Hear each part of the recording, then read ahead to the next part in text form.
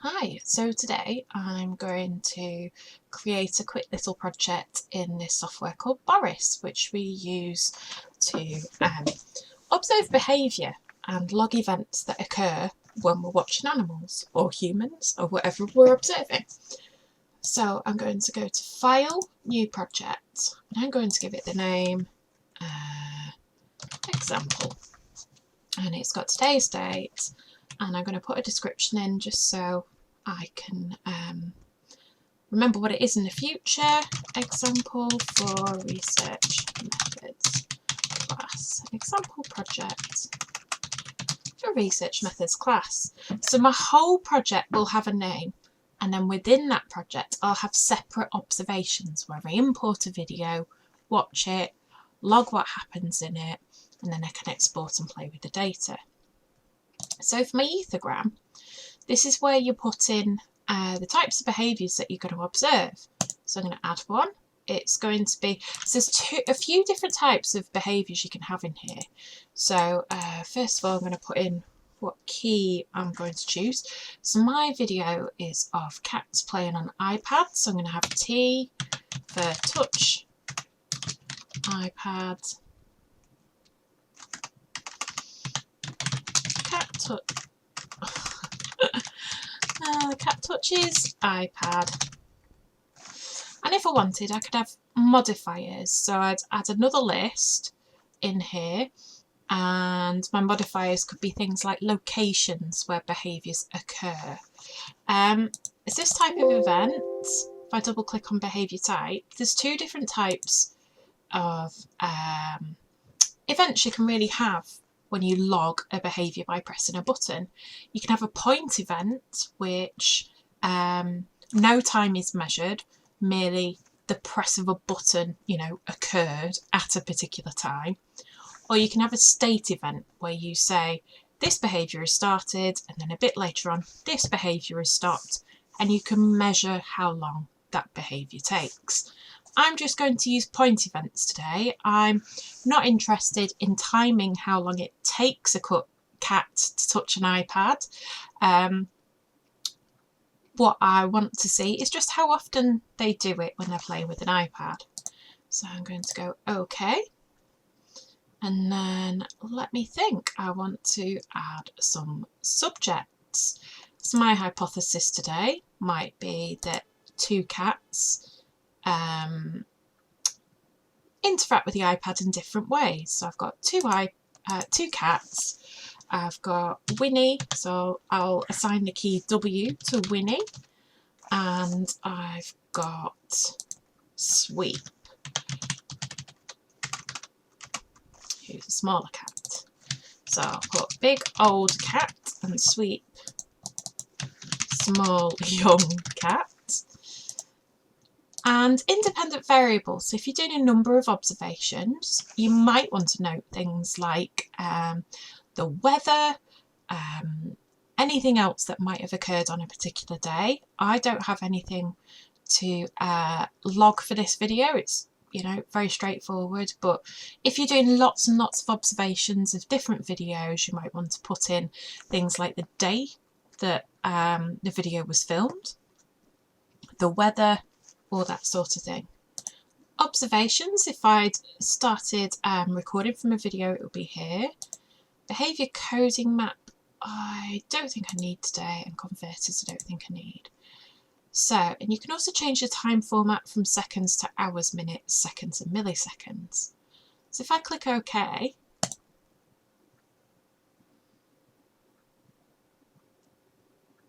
yes, I do want to remove those, thank you. So we can see here, this is an extremely basic project with only one behaviour and two subjects. But if I make this bigger, we can see that when I press the key T, it will log that a cat touched the iPad. And when I press W or S, it will say whether I'm observing Winnie or Sweep. So let's load in a video. So I've made my project, and then within that I'll have an observation. So I'll go new observation, I'll just give it observation 1 as a name. If I had independent variables to log, like the weather and things, I'd pop them in here. Add media.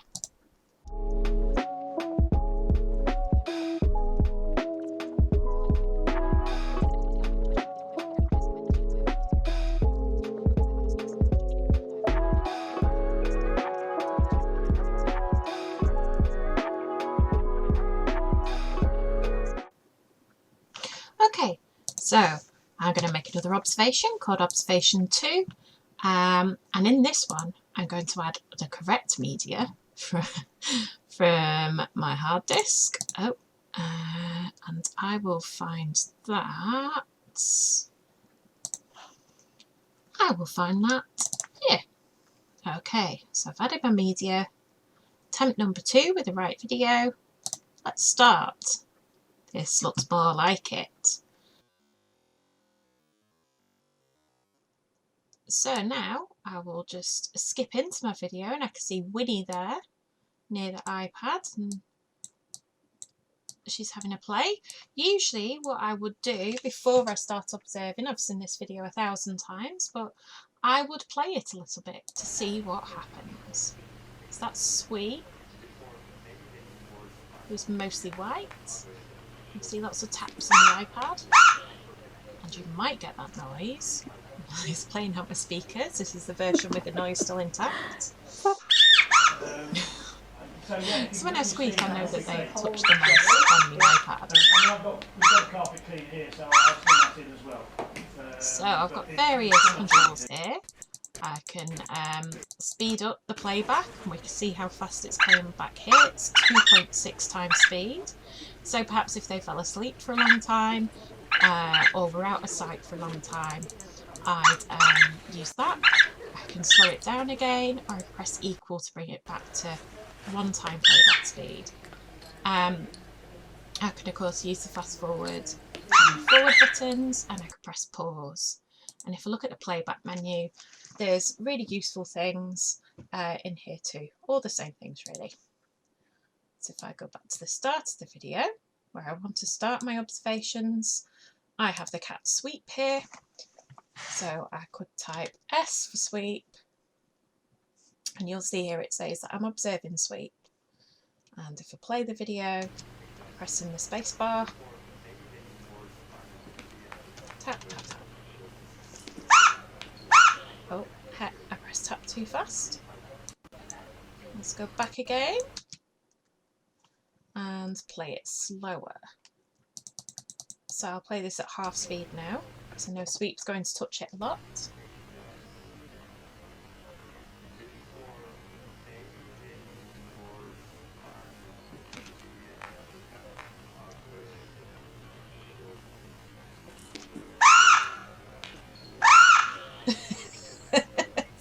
It's funny hearing the sound in slow motion. And what you can see here, so I've pressed Sweep and then I've pressed T for touch every time Sweep has touched that screen. Let me make this larger, expand the size of this window. In fact, I want to dock it to the right if I can. Oh lordy. But as I scroll up and down this window at the top, you can see that I've got the number of touches that Sweep has made. Now there is a way of docking the, aha, there we go, that's how I like to have it.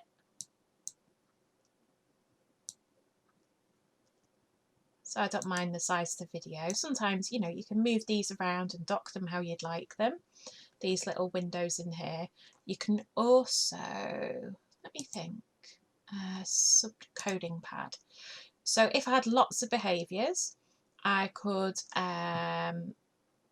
press on the coding pad, or maybe I'll try it for a moment, but tools, subject pad.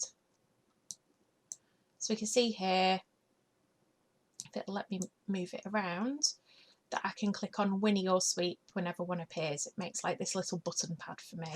And I think if I was using a touchscreen computer, I'd probably really appreciate that. I could load my video, be watching it, and where I've only got a few subjects or behaviours, I could just tap on them with my fingers. so I don't need that right now. Okay, let's continue watching a little bit. Play.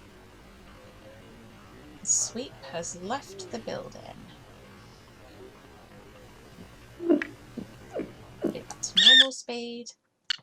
Aha! And this is Winnie. So I can see up here my key for Winnie. To hit when I'm watching Winnie is W, and it changes my focal subject down here. And play.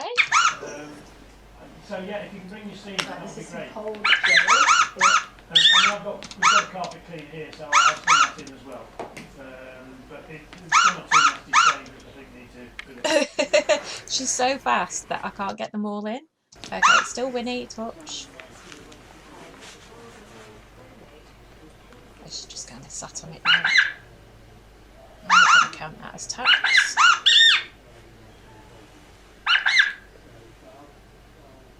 And this is where having very, very well defined behaviours is useful, because being able to define what is, you know, a touch or tap of an iPad, I would say it's, you know, placing the pads of the paw on the iPad for a short, you know, moment of time, I'd say around half a second, where she puts her paw pads on the iPad and stays there as if she's just sitting there. I'm not going to count that as a tap of the iPad, because I don't think the intention in that behaviour is to catch the mouse. I think it's an exploratory, just a locomotion behaviour, so I'm not so worried about that. Okay, it looks like Winnie's leaving and Sweep is in. Oh no, they're both here. Right, so that was Winnie tap, and I'll slow this down again. 3 times speed so I can get who taps. I've got Winnie.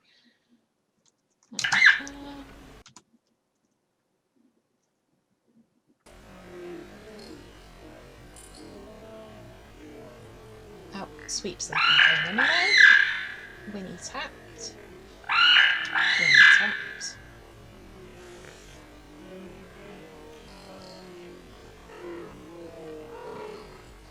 In this instance, I wouldn't normally say that she was tapping when I can't actually see her tapping. I could just hear the mouse squeaking, but I'm just being very lazy. I haven't written a proper ethogram. So tap, tap, tap.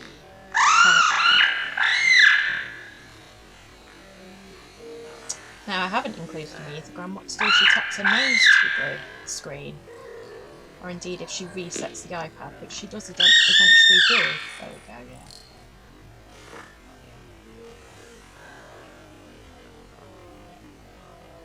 Okay, so what I'm going to do is put the speed back to normal, and I will skip to another point in this video. Let me see. So here are examples of times when I might speed up the playing of the video, because they're kind of, you know, enjoying the presence of the video but not necessarily actually engaging with it. They're not doing the behaviours I'm looking for, so I'll speed it up a bit until I see something of interest. I think she's tired but interested.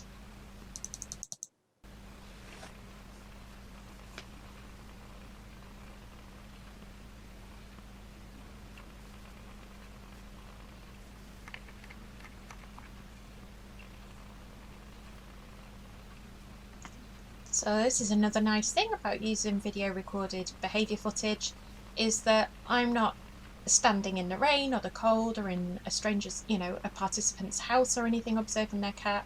Their cat is in their own environment. They're comfortable, they're relaxed. I'm not interfering with their behaviour. Look at this, this is Sweep, so I'll change the subject just in case. And it also means, yeah, I don't have to stand watching in an enclosure where I can't see anything for hours on end. I can whiz through the footage if I choose to. So again, it looks like Sweep's quite tired and relaxed there, perhaps mildly entertained by the iPad. We can see that Sweep's gaze does turn to the iPad and focus on it somewhat. And there comes Winnie, who's on the green. Okay, so I think I've collected enough information. It's very, very rough and ready. If, you know, this was a serious study, I'd be much more precise and really take a lot of care about making sure I get those taps, you know, completely accurate. So I'm going to proceed to pause my video. Okay, so I'm just saving my project. It saves it as a series of project files, so everything is in one bundle. So when I open it as a project, everything I've done will be there, and it will remember the places where the videos are and kind of call them from my PC should I wish to work on them again. So let me give this a name, BORIS example project, and save. Okay, so BORIS includes some useful things for analysis. So if I'd been looking at timed behaviours, where I'm looking at, you know, a behaviour with a stop and start, you know, perhaps resting or grooming, I'd be able to calculate a time budget within BORIS. It would do that for me.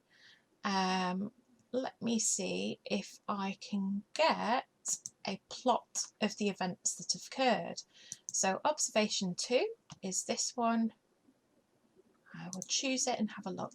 So I want both whinny and sweep, and I want touch. It will give you the options for your subjects and all your behaviours that you've got in your ethogram. And if I press OK, this is what comes up. So this is a timeline of my video. You can see it's half an hour long, this video. And we can see at the start of the video, at the very start of the video, there's a number of touches by sweep in a very short space of time. And then there's a number of touches by whinny. And we can see the rest of the video I haven't coded, or the bits I've looked at, nothing much has happened. So that's the sort of useful thing you can get out of there. So if I shrink that down, I can, where's the export data? Let me think.